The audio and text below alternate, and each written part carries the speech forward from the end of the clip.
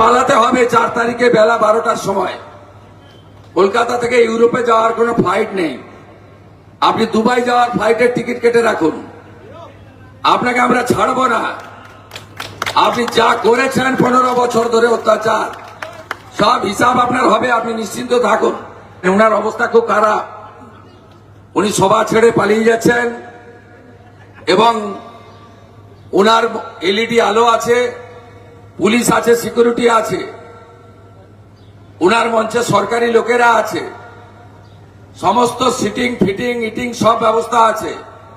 চেয়ারগুলো ফাঁকা, চেয়ারে কোনো লোক নেই, তাই উনি রেগে মেগে সব ফেলে দিয়ে পালাচ্ছেন।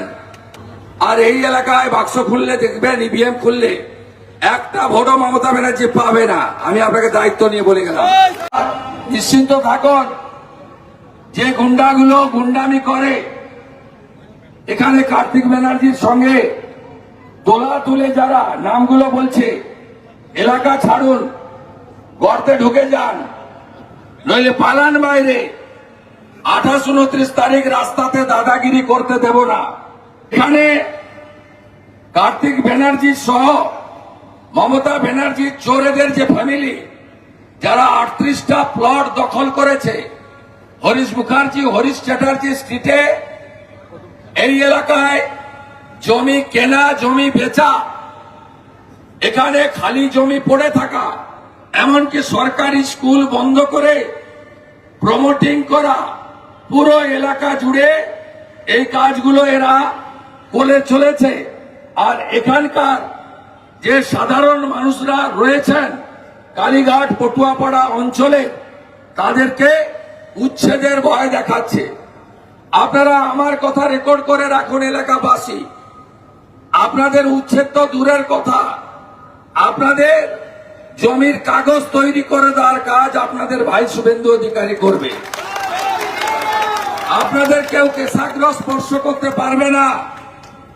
আপনারা সবাই মিলে 29 তারিখে 1 নম্বর ইভিএম এ বোতাম টিপে আপনারা ভারতীয় জনতা পার্টিকে জেতাবেন। ইভিএম এ আমার 1 নম্বরে নাম আছে, মমতা ব্যানার্জির নাম আছে 2 নম্বরে। নন্দীগ্রামেও মমতা ব্যানার্জি 2 নম্বরে ছিলেন, আমি 1 নম্বরে ছিলাম।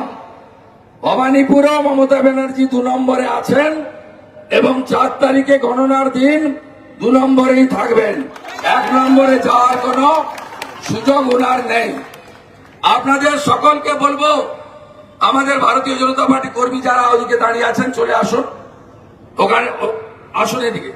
আমি আপনাদের কাছে একটা কথা বলতে চাই, 15 বছর আপনারা আপনাদের এমএলএ কে দেখতে পাননি।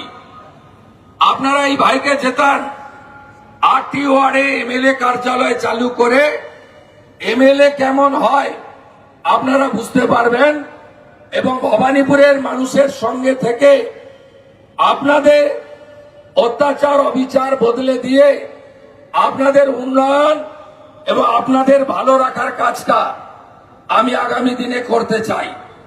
আপনাদের সকলকে আমি আশ্বস্ত করতে চাই যে ভারতীয় জনতা পার্টির সরকার পশ্চিমবঙ্গে যে চাকরি চুরির দুর্নীতি সহ যত দুর্নীতি হয়েছে, আরজিকর সহ যত মা বোনেদের উপর অত্যাচার হয়েছে, তার বিচার দ্রুততার সঙ্গে 6 মাসের মধ্যে করবে।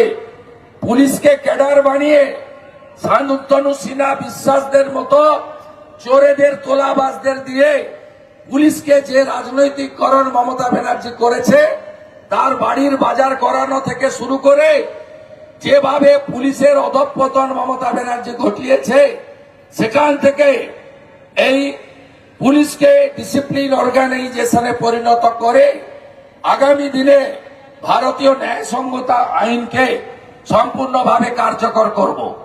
এই এলাকায় যারা সরকারি কর্মচারী, শিক্ষক, অবসরপ্রাপ্ত পেনশনার্সরা থাকেন, তাদের প্রতি আমার আবেদন, ভারতীয় জনতা পার্টি এলে 45 দিনের মধ্যে 7ম পে কমিশন চালু করে এরিয়ার ডিএ প্রদান করা আমাদের দায়িত্ব। এই এলাকায় সরকারি স্কুলগুলো একদম বেহাল অবস্থায় আছে। আমি কথা দিয়ে গেলাম, সরকারি স্কুলগুলোকে আধুনিকীকরণ করার মধ্য দিয়ে বেসরকারি স্কুলে সমতুল্য করার দায়িত্ব আগামী দিনে ভারতীয় জনতা পার্টির সরকার করবে। আমি শুধু আপনাদের কাছে বলবো, মমতা বন্দ্যোপাধ্যায় এই নির্বাচনে হারতে চলেছেন। কেন হারতে চলেছেন?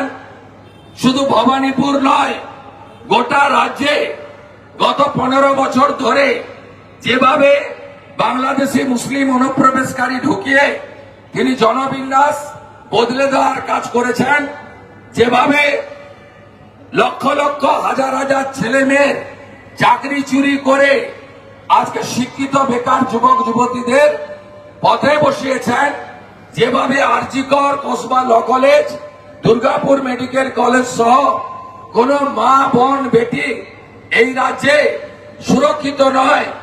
আজকে মুখ্যমন্ত্রী নিজে প্রকাশ্যে দুর্গাপুর মেডিকেল কলেজের ঘটনার পরে বলেছিলেন মহিলা যেন রাত্রে না বেরোয়।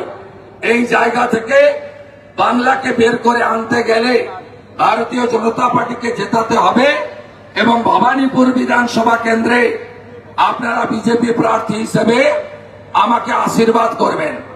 আমি সমগ্র হিন্দু সমাজকে বলবো, মমতা বন্দ্যোপাধ্যায়ের আমলে পশ্চিমবাংলায় যেভাবে হিন্দু নির্যাতন হয়েছে, হিন্দু দেবদেবীর উপর আক্রমণ হয়েছে, হিন্দুরা ধর্ম পালনে ব্যাঘাত ঘটানো হয়েছে, এর প্রতিবাদ 29 তারিখে এই বিএমএ করতে হবে।